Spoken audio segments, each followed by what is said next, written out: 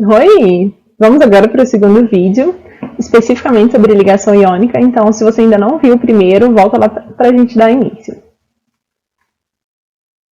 E para começar, queria deixar esse meme, que eu sei que muitos de vocês se identificam, que assistir um episódio de 50 minutos é super tranquilo, mas assistir uma videoaula de 50 minutos é a morte. Então, não se animem.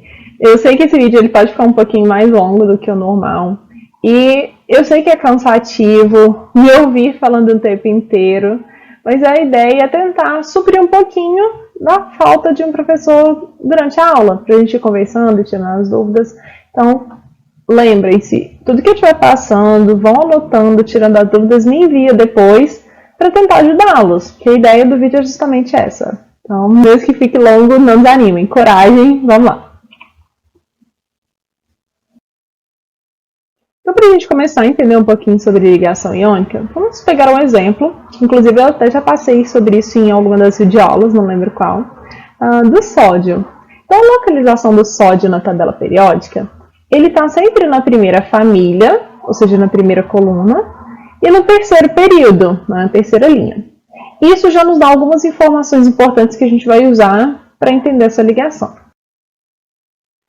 Então, se a gente viu que o sódio está no terceiro período, ou seja, na terceira linha, obrigatoriamente eu já sei que ele vai ter 3 camadas com elétrons. E a gente sempre começa da camada K, né, que vai ser a mais próxima do núcleo, camadas KL e M. Isso é obrigatório porque ele está no terceiro período.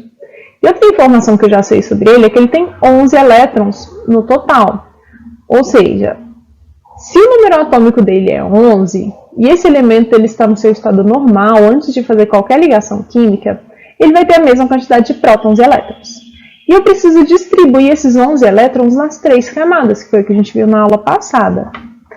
Para a gente colocar esses 11 elétrons, né, dentro das 3 camadas que ele tem, a gente tem algumas regras que são bem mais complexas, mas para esse começo dos elementos, do número 1 até o número 18 de número atômico, a regra é bem simples. Eu coloco até o máximo de elétrons naquela camada para poder passar para outra. Então, no caso do sódio, então, começando pela camada K, aqui a gente vai imaginar que é um núcleo, então estou ignorando todas as partículas que tem lá dentro, prótons e nêutrons, só para a gente focar no que nos interessa agora, que é a eletrosfera. Então, na primeira camada, que é a camada K, ela cabe em 2 elétrons lá dentro. É o total, é o máximo que eu posso colocar. E eu preciso distribuir 11, vamos colocar 2 elétrons na camada K, ok? Eu ainda tenho que colocar mais 9 elétrons. Então, já que não cabem mais na camada K, eu vou passar para a próxima. Então, camada K e camada L. Na camada L, ela cabe em um total de 8. Eu preciso colocar 9 ainda, já que eu já pus 2. Então, vou distribuir todos os meus 8 aqui. Então, por enquanto, eu já tenho distribuído 8 mais 2, 10 elétrons.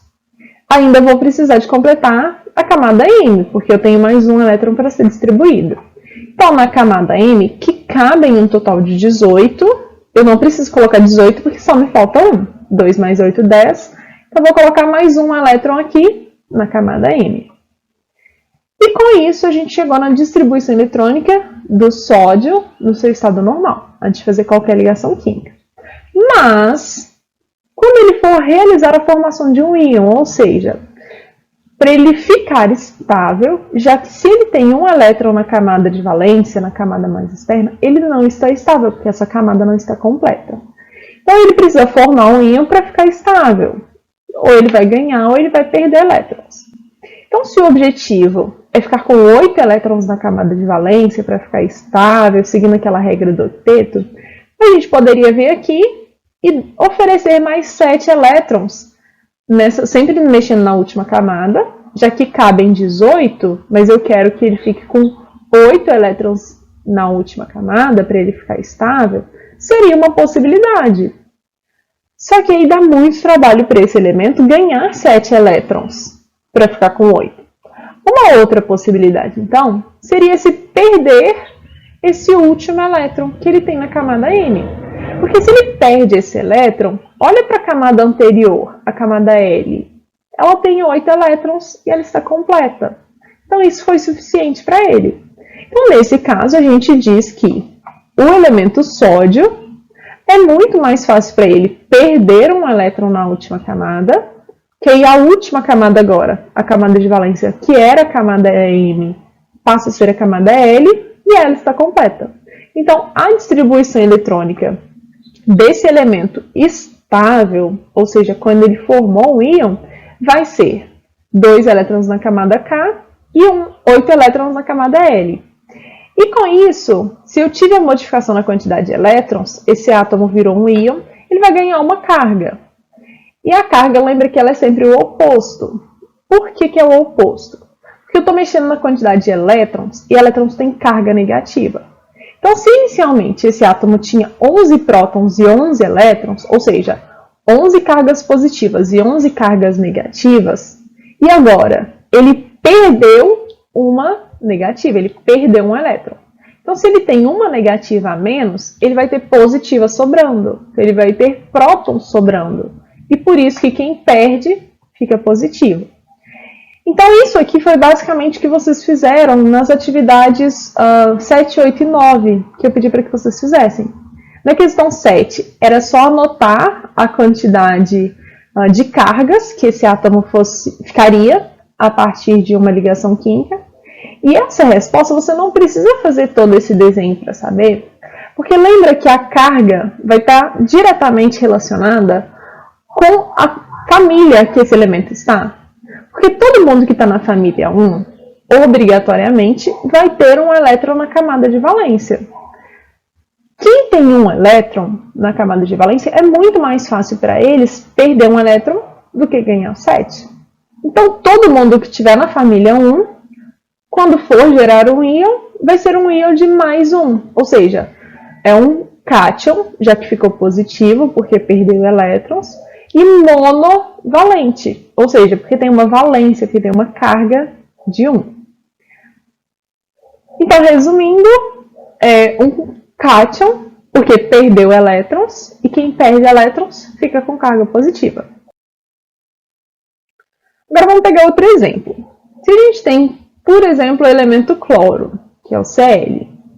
Nesse caso, o Cl ele está na família 17 e no terceiro período. Não é o segundo, porque só tem um em cima dele, mas a gente sempre olha a tabela inteira. Então, como a gente tem 7 períodos no total, o cloro ele está aqui no terceiro período, na terceira linha. E também pensando como esse cloro, durante uma ligação química, vai formar os íons, vamos fazer primeiro a distribuição eletrônica normal dele. Então, como a gente já comentou, ele está no terceiro período, na terceira linha. Então, ele também vai ter 3 camadas.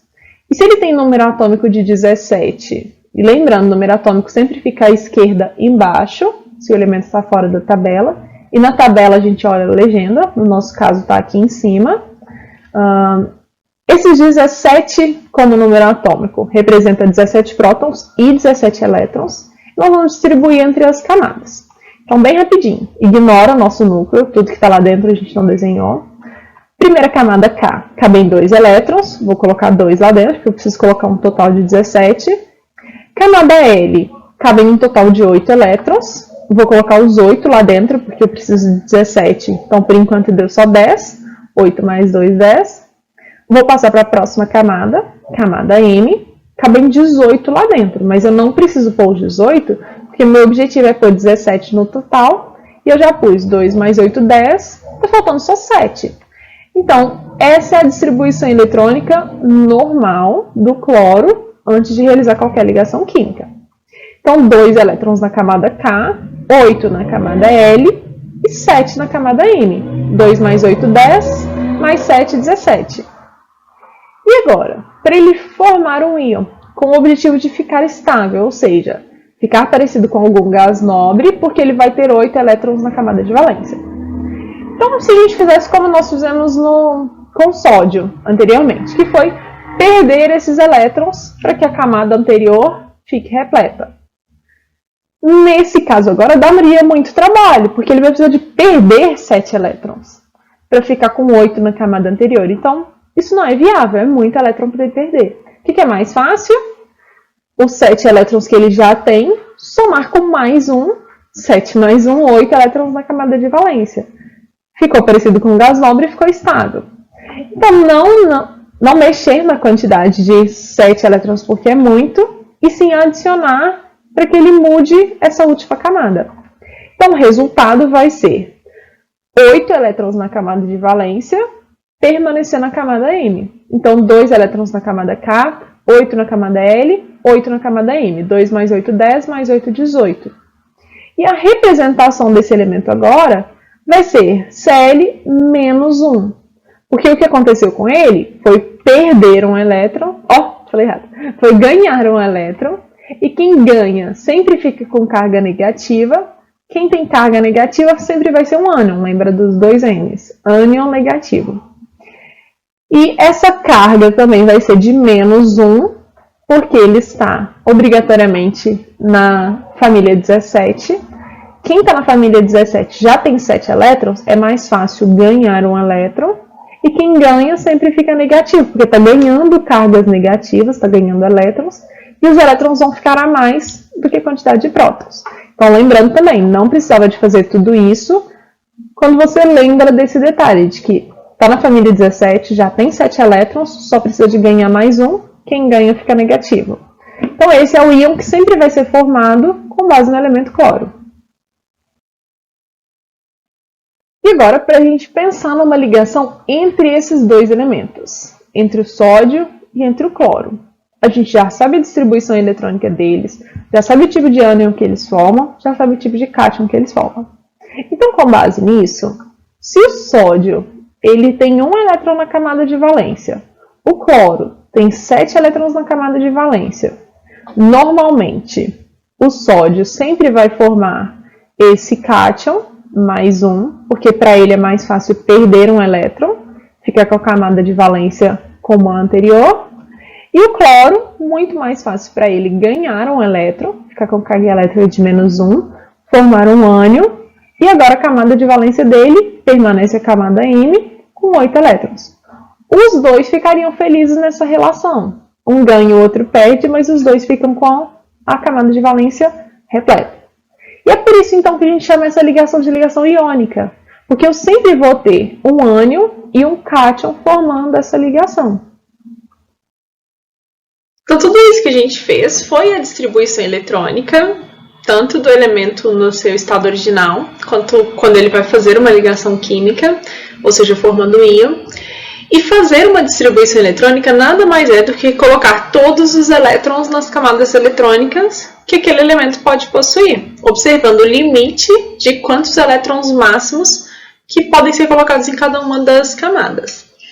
E essa informação ela já vem pronta para vocês lá na página 69 do livro didático novo. Quem está com o antigo eu mandei essa foto também. E essa distribuição eletrônica ela vem aqui no cantinho do lado direito, mostrando quantos elétrons que foram colocados em cada uma das camadas daquele elemento. Então, por exemplo, quem está aqui no quarto período vai ter sempre 4 camadas, né, com elétrons, então camadas K, L, M, N. Quem está no sétimo período vai ter camadas K até a camada Q, as 7 camadas. E essa informação, ela já vem pronta para vocês, para consulta também, mas vocês precisam entender como que é o procedimento para chegar nesses valores. E as regras são várias, mas para a gente, por enquanto, aqui no ensino fundamental, a gente vai seguir uma regra básica, que é completar a camada anterior para poder passar para mais externa, para mais longe do núcleo, e eu sempre começo da camada K. Só que essa regra ela só vale até o argônio, que é de número atômico 18. Que assim que eu coloco o total de elétrons que eu preciso, eu passo para a próxima camada se a anterior ela estiver cheia. Então, por exemplo, no elemento sódio. Camada K cabe em 2 elétrons, como a gente viu, coloquei 2. Camada L cabe em 8 elétrons, coloquei os 8. Camada M cabe em 18, mas eu só precisava de 1. Agora, olha o exemplo do potássio. Camada K cabe em 2, L cabe em 8, M cabe em 18, mas eu coloquei só 8 e já passou para a próxima camada. Então, do elemento 19 até o final, há umas regras adicionais. Porque, na verdade, aqui no ensino fundamental, a gente estuda as 7 camadas, né? Da camada K até a camada Q. Só que existem subníveis, ou seja, subdivisões. Então, dentro da camada M, por exemplo, eu tenho várias subdivisões e eu tenho que colocar os elétrons de acordo com essas subdivisões. Então, até o elemento 18, até o argônio, essas camadas e subníveis se coincidem. Então, por isso que a regra de completar a primeira camada para eu passar para a próxima vale só até aqui. E aí, essas regras vocês vão aprender depois no ensino médio, lá em Química. Então, por enquanto, a gente só precisa entender o que é a distribuição eletrônica, como que chega nesse valor, principalmente até o elemento argônio. E aí, a questão é, precisa fazer sempre essa distribuição eletrônica quando vai fazer uma ligação química? De forma alguma. O que você precisa saber é quantos elétrons que o elemento tem na sua camada de valência, e essa regra a gente já entende como chegar nela de cara. Então, eu vejo a família que o elemento se encontra. Então, observa aqui a distribuição eletrônica de todo mundo que está na primeira família, na primeira coluna. Se você olhar a última camada de todos, todos vão ter um elétron como camada de valência, porque todos estão na mesma família. Se eu pego aqui na família 15, e lembrando que das famílias 13 até 18, eu olho o finalzinho da camada. Então, da família, né? Então, por exemplo, na família 15, o astato, ele tem 5 elétrons na camada de valência porque ele está na família 15, assim como todos os outros dessa mesma família. Isso vale para todas as famílias, exceto aquele meio, tá vendo que até a gente ignorou aqui? Então, os elementos de transição não seguem essa regra de ter a mesma quantidade de elétrons na camada de valência, com base no número da família, então por isso que a gente ignora. E a outra exceção está aqui no hélio, que está na família 18, mas só tem 2 elétrons na camada de valência, porque ele só tem 2 no total. Então, isso que vocês precisam saber, que a distribuição eletrônica existe, ela ajuda a explicar nossas ligações químicas, mas você não precisa fazer isso, assim como foi feito no exercício 7, 8, 9, para entender a distribuição eletrônica. E a gente precisa entender para compreender a ligação iônica. Então, quando a gente fala, por exemplo, que o sódio, que tem um elétron na camada de valência, durante uma ligação química, que ele forma um íon do tipo cátion, porque ele perdeu esse elétron, porque para ele é mais fácil perder um elétron do que ganhar 7 para ficar parecido com o argônio. Se ele perde esse elétron, ele perde essa camada, então ele vai ter 2 elétrons na camada K e 8 na camada L, e fica idêntico ao neônio. Então, para ele perder elétrons, também resolve o problema para ele ficar estável, ficar parecido com um elemento do tipo gás nobre. Então, essa é a importância de entender a distribuição eletrônica, porque muita gente fica confusa, mas ele perde elétrons e mesmo assim ele fica com a camada completa? Justamente porque ele perde a camada inteira, já que não vai ter mais nenhum elétron, e a camada anterior é que vai ser a última camada, que vai ser a camada de valência, porque a camada anterior estava completa, tinha a quantidade de elétrons realmente necessária.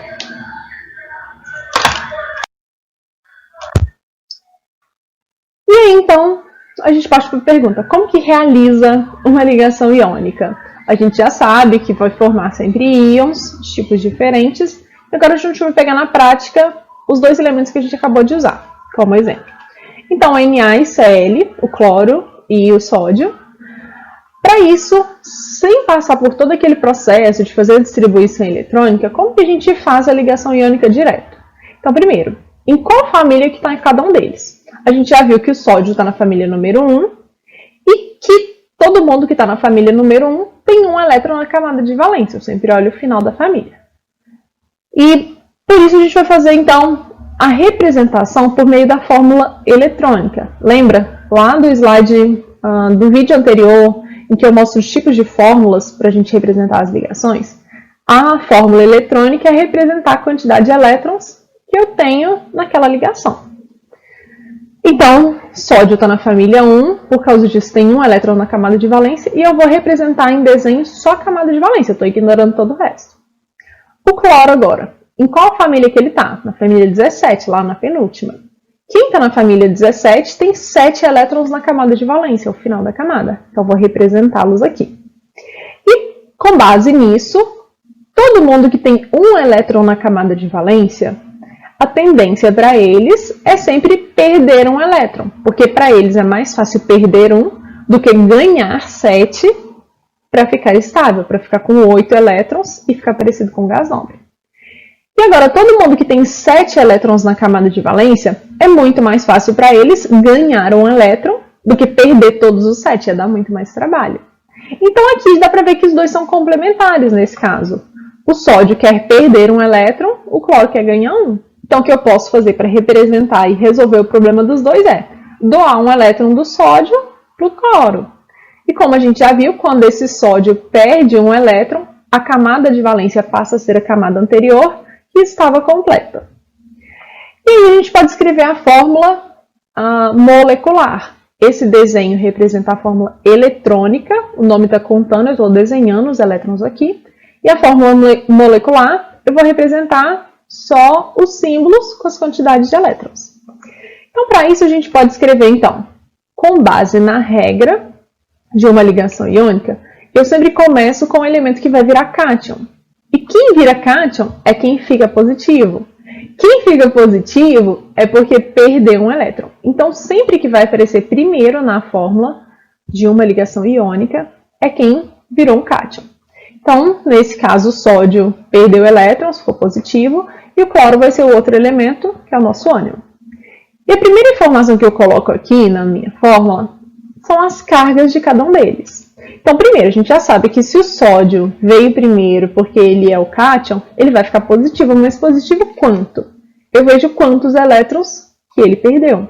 Se ele perdeu só um elétron, eu vou colocar uma carga de mais ou mais um, lembrando que um é super dispensável, você não precisa colocar ele.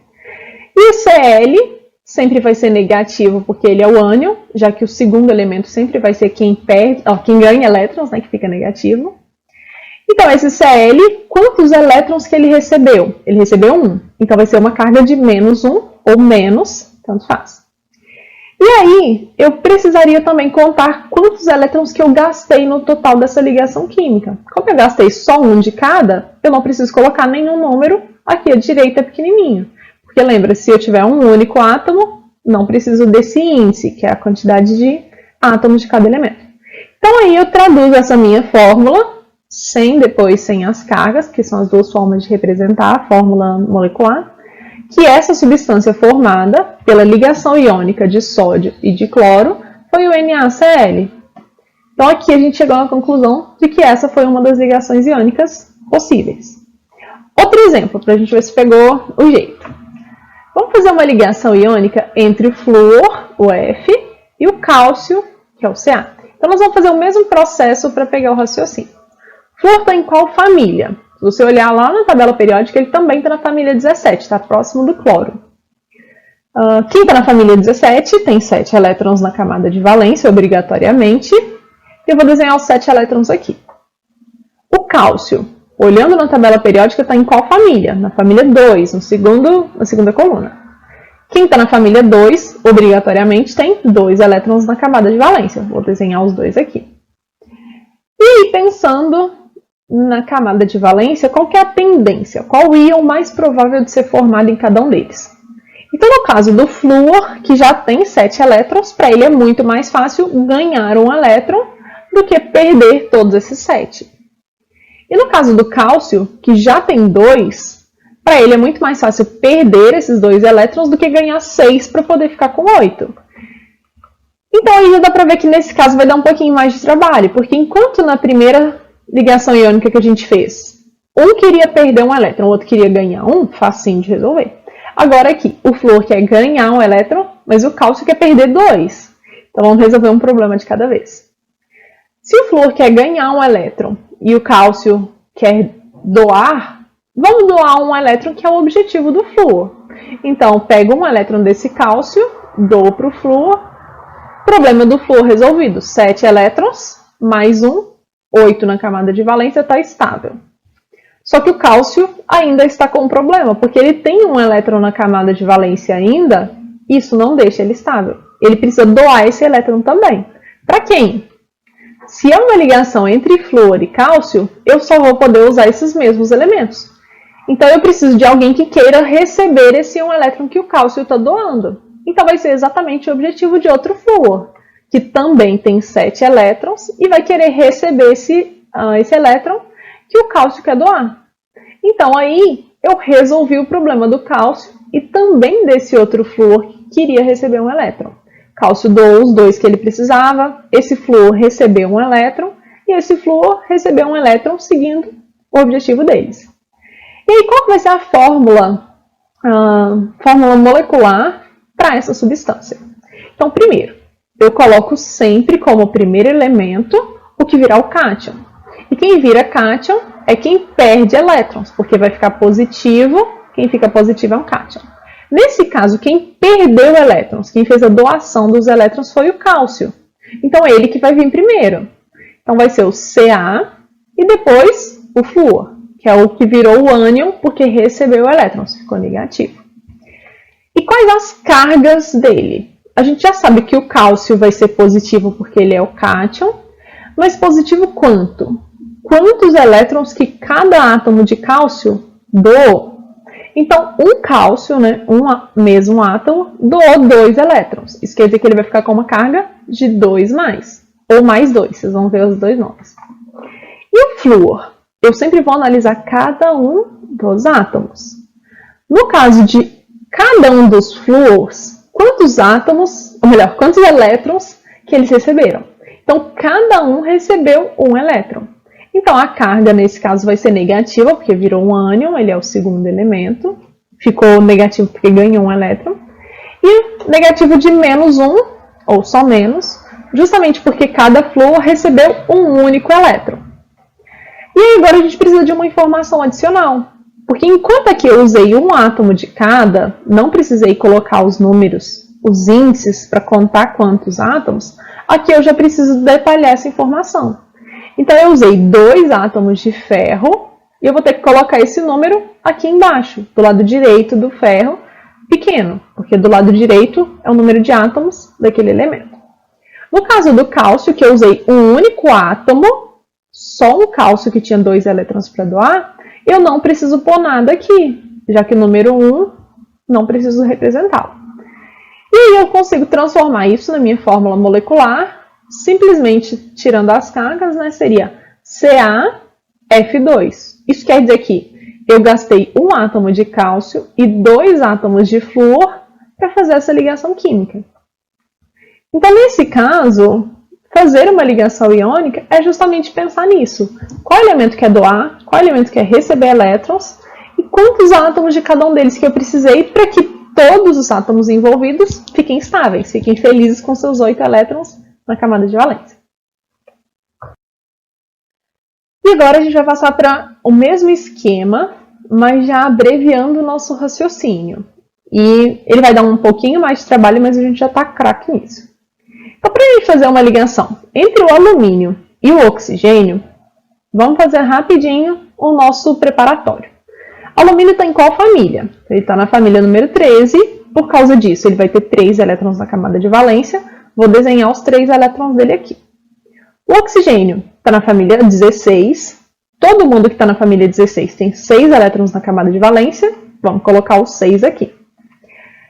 E pensando na quantidade de elétrons que cada um tem na sua camada de valência, qual que vai ser o objetivo ao formar um íon? Para o alumínio, que tem 3 elétrons, é mais fácil perder 3 do que ganhar 5 para ficar com 8. Então, o objetivo dele é formar um cátion, já que quem perde forma cátion, porque fica positivo. E no caso do oxigênio, que já tem 6, é muito mais fácil para ele ganhar 2 elétrons, 6 mais 2 fica com 8. Então ele vai virar um ânion com 2 elétrons a mais, 2 cargas positivas. Então também não exatamente complementares, um quer perder 3 elétrons, outro quer ganhar, mas só 2. Então resolveu o problema por partes.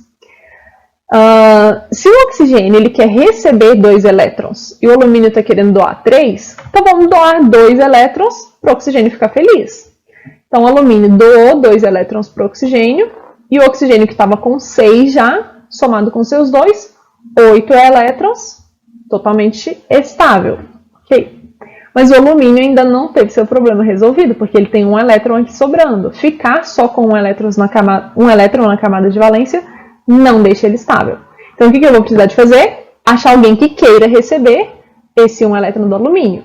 Quem vai receber? Mais um oxigênio. Esse oxigênio já tem 6 elétrons. Se ele recebe esse um elétron do alumínio, resolvi o problema do alumínio, que doou todos os 3 elétrons que ele queria, só que o oxigênio ainda não. Ele queria receber 2 e ele recebeu só 1. Então, o que eu preciso fazer? Achar um elemento que queira doar elétrons para esse oxigênio. Então, eu venho e preciso de mais um alumínio aqui. Só que esse alumínio quer doar 3 elétrons. E o oxigênio só quer receber mais um, porque ele já tinha 6, recebeu um elétron, então ele precisa de mais um para somar e ficar com os 8 elétrons. Então, o alumínio doa esse um elétron para ele. Nesse caso, o oxigênio está feliz com 6 elétrons, 7, 8, está estável, mas o alumínio ainda não. O que precisa fazer? Recruta mais um oxigênio que quer receber elétrons para que esse alumínio possa doar. O oxigênio que já tem 6 quer receber 2 elétrons e o alumínio já doou 1, quer doar os últimos 2 elétrons, todo mundo ficou feliz agora. Então, entender essa transferência de elétrons, quem ganha e quem perde, faz sentido quando todos ficam estáveis. Então, vamos olhar um por um. Esse alumínio tinha 3 elétrons que ele queria doar para ficar com a camada anterior completa. Doou 2 elétrons para esse oxigênio, que já tinha 6, queria receber 2. Doou mais um elétron para esse oxigênio. E esse alumínio também, que tinha 3 elétrons, doou 1 para esse oxigênio e 2 para esse. Então, 6 elétrons, 7, 8. 6 elétrons, 7, 8. 6, 7, 8. E o alumínio doou todos os elétrons que ele queria. Então, todo mundo ficou feliz nessa ligação iônica. E qual que vai ser a fórmula molecular? Porque isso que a gente desenhou aqui foi a fórmula eletrônica. Então, a fórmula molecular para essa ligação, eu sempre começo com quem fica positivo, com quem doa, quem perde elétrons. Nesse caso, é o alumínio que está perdendo seus elétrons, então é ele que vai vir primeiro. E qual a carga dele? Carga positiva, porque quem perde fica positivo, mas positivo de quanto? Cada átomo de alumínio doou quantos elétrons? Então, cada átomo doou seus 3 elétrons que ele queria. Então, eu fico com uma carga positiva de 3. E o oxigênio, que era o segundo elemento que virou o cátion, que virou o ânion, porque ele ficou negativo nessa história, porque ele está recebendo elétrons. Então, o oxigênio ficou negativo de quanto?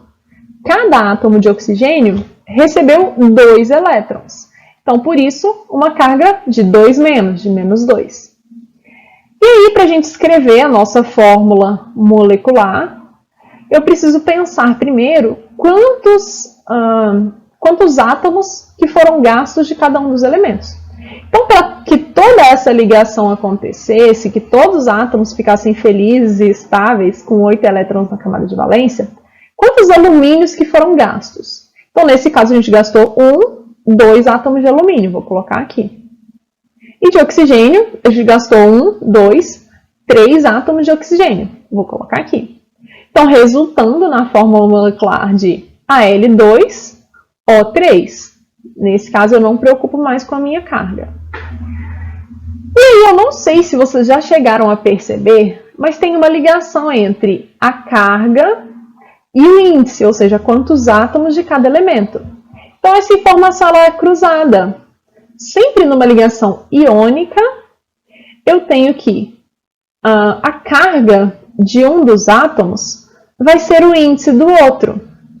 Então, enquanto o alumínio tinha uma carga de mais 3, porque cada alumínio perdeu 3 elétrons, isso quer dizer que esse 3 vai vir para o lado do oxigênio como a quantidade de oxigênios que eu gastei. Então, eu gastei 3 átomos de oxigênio. E aí, no caso do oxigênio, que recebeu 2 elétrons cada um, essa carga do oxigênio vai agora ser o índice do alumínio. Vai me dizer que eu gastei 2 alumínios para formar essa ligação. Então, essa regra também é válida para qualquer ligação iônica. Mas por que não faz sentido simplesmente fazer direto essa informação? A gente precisa entender tudo o que aconteceu para depois passar para o automático, de que todo alumínio que está na família 13 tem 3 elétrons, quer perder esses 3 elétrons, vai me dar, numa ligação com oxigênio, um uso de 3 átomos de oxigênio. Assim como o contrário. se o oxigênio está na família 16, tem 6 elétrons na camada de valência, e por causa disso quer ganhar 2 elétrons para ficar com uma carga de menos 2, vai dar origem a 2 átomos de alumínio nessa ligação. Então sempre vai ser essa informação trocada. Isso já é padrão. Depois que você entende todo o processo, se você quiser me contar que uma fórmula para uma ligação iônica é essa, partindo só dessa ideia de, antes de fazer o desenho, pensar só nessas informações, é super possível justamente por isso. Porque se eu sei a quantidade de elétrons na camada de valência, eu sei qual carga, ou seja, qual tipo de íon que aquele átomo vai formar, e eu consigo me dizer automaticamente quantos átomos que eu vou gastar do átomo oposto, do elemento oposto, certo? Então, para fazer uma ligação iônica, já deu para a gente perceber que eu sempre vou precisar de um cátion e de um ânion. E para reforçar, toda vez que eu estiver falando de um cátion, eu vou estar falando de um elemento que tenha 1, 2 ou 3 elétrons na camada de valência, porque para eles, nesse caso, como eles têm poucos elétrons na camada de valência, é muito mais fácil perder esses elétrons do que ganhar muito mais.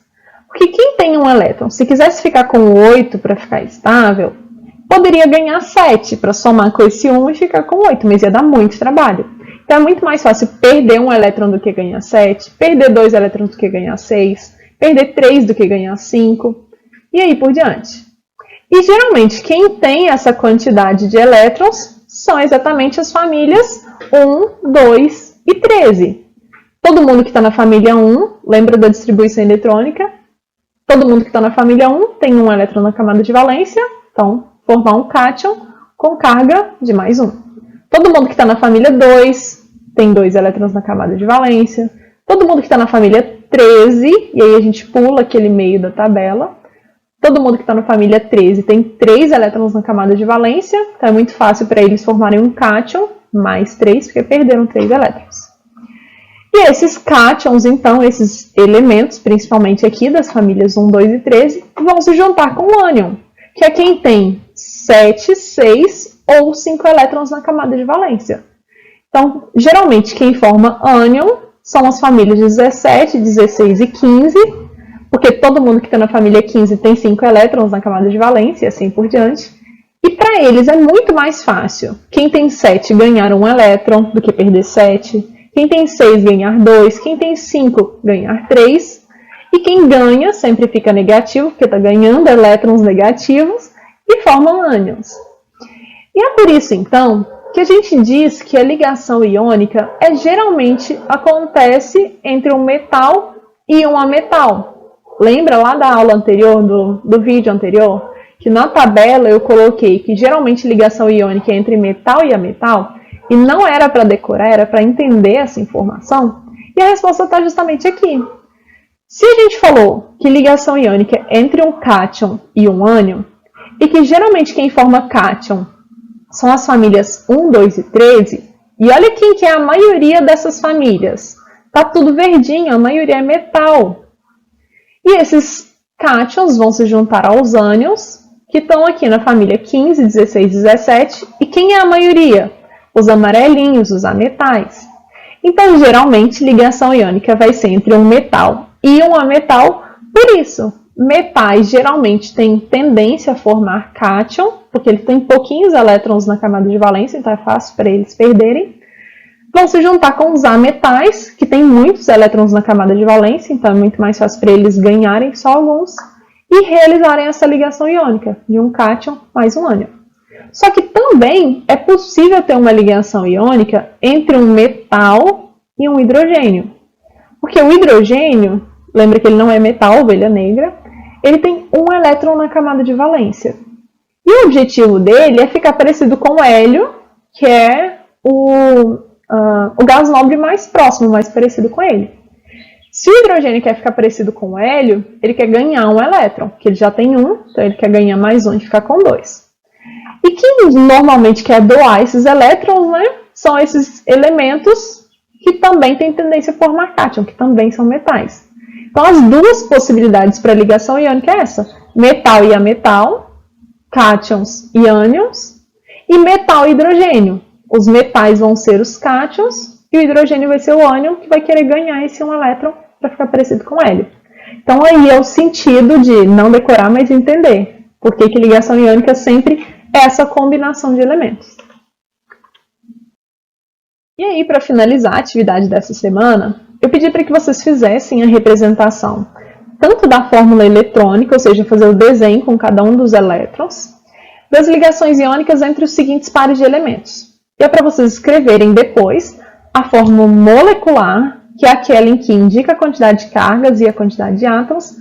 E agora a gente já sabe a ordem correta, então não é para escrever aleatório uma fórmula para aquele elemento, porque a gente já sabe que sempre o cátion vai vir primeiro, que é aquele que forma cargas positivas, porque perdeu elétrons. Então aí eu já deixei a resposta da letra A com base na explicação que eu já fiz. Então vocês vão fazer a resposta sempre nesse sentido. Vai fazer todo o desenho.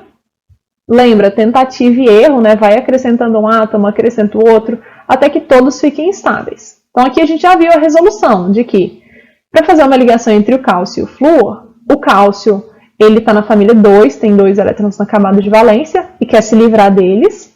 O flúor está na família 17, tem 7 elétrons na camada de valência e quer receber 1. Então eu preciso de 2 flúors para cada um deles receber um dos elétrons que o cálcio quer doar. Então vocês vão fazer esse desenho, né, essa representação para cada um dos pares. Depois, em seguida, vai colocar a quantidade de cargas. E lembrando que a carga é de cada átomo. Então, cada cálcio doou 2 elétrons, ficou com carga de mais 2. Cada flúor recebeu um elétron, ficou com uma carga negativa de menos 1. E eu gastei 2 átomos de flúor para 1 átomo de cálcio. E por fim, você vai escrever então a fórmula molecular só com a quantidade de átomos que você gastou. E aí você vai fazer a mesma coisa para cada um desses pares de elementos. Então faz a fórmula eletrônica, desenha tudo bonitinho, não precisa de ser cor diferente, tá? Então pode ser só uma bolinha aqui e outra da mesma cor. Coloquei em desenhos coloridos só para ficar mais didático. Então no caderno de vocês não precisa de cores. Só façam essa transferência de mostrar quem está ganhando e quem está recebendo. Depois escrevam as cargas e a quantidade de átomos. Então, mais uma vez, se tiver dúvida, eu estou à disposição de vocês. Pode mandar mensagem pelo WhatsApp, manda pelo Google Sala de Aula se você precisar, para que eu ajude. E a ideia de que eu venho fazendo essas gravações, principalmente essa que ficou longa, que eu repito várias vezes as informações passadas, é para que vocês lembrem que tudo que a gente está falando tem uma sequência e que se você ficou perdido um pouquinho no começo e você chegou nesse vídeo e ficou um pouco perdido, não adianta, volta no começo, tenta rever as dúvidas. Eu vou repetindo justamente para tentar sanar essas dúvidas. E estou à disposição. O que vocês precisarem, manda mensagem, só me avisar que eu ajudo vocês. Então pode ser que eu não consiga responder a mensagem na hora, mas assim que eu conseguir ler, ou eu gravo um áudio, ou eu faço uma explicação por desenhos e mando para ajudar vocês. Então, bons estudos e nas próximas aulas a gente vai entender um pouquinho das outras ligações químicas. E mais uma vez, peço desculpa pelo vídeo longo, mas sem ele fica bem complicado que eu explique tudo isso. Em sala de aula eu iria explicando, tirando as dúvidas de vocês. Aqui, como eu não tenho feedback, não sei se vocês estão com alguma dúvida, se já está tudo certo, eu acabo repetindo algumas informações na intenção de que eu deixe tudo claro, que você consiga acompanhar esse raciocínio para que fique tudo ok. Então, um abraço e bons estudos para vocês.